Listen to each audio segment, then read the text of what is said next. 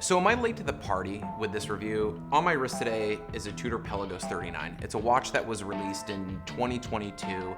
It's won a ton of awards. Everybody knows about this piece. It's a watch in the modern era that I haven't been able to get out of my head. So last year I was in Japan and I found this 1977 Tudor Snowflake 94010, and it was a watch that I found myself wearing a lot during that year. It's a watch that came from purpose. It was a tool watch. It was meant to be used. And the thing that drew me to the Pelagos 39 is I almost felt like this watch was kind of one of the best versions of the modern tool watch, the modern dive watch. So this watch really inspired me to actually get in the water and test it in a way that I hadn't seen before.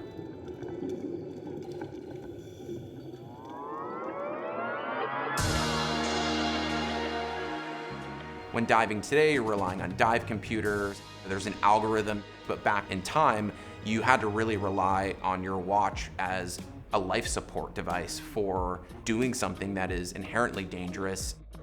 I know that this might be sacrilegious for some, but what I actually did with this dive is I took the vintage 1977 Tudor Snowflake into the ocean, but in diving with that watch, it kind of transported me back and made me really consider why these things were ultimately created and why they were so important.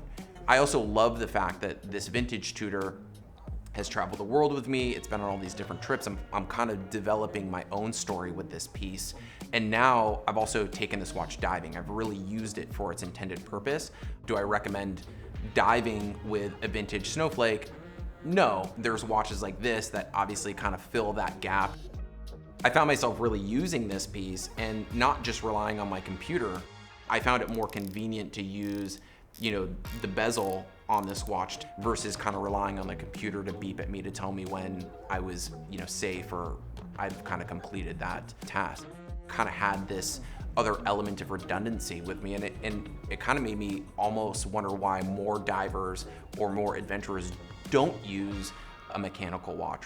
And that's one of the things that I really love about the Tudor brand as a whole. They're producing products that are at the highest level of quality, but it's also inviting to do something with the watch. And I think that that's something that I definitely feel and kind of see with the Pelagos 39 is that it's a watch that wants to be worn. It's a watch that wants to be used for its intended purpose instead of just kind of sitting in the safe or sitting in the box.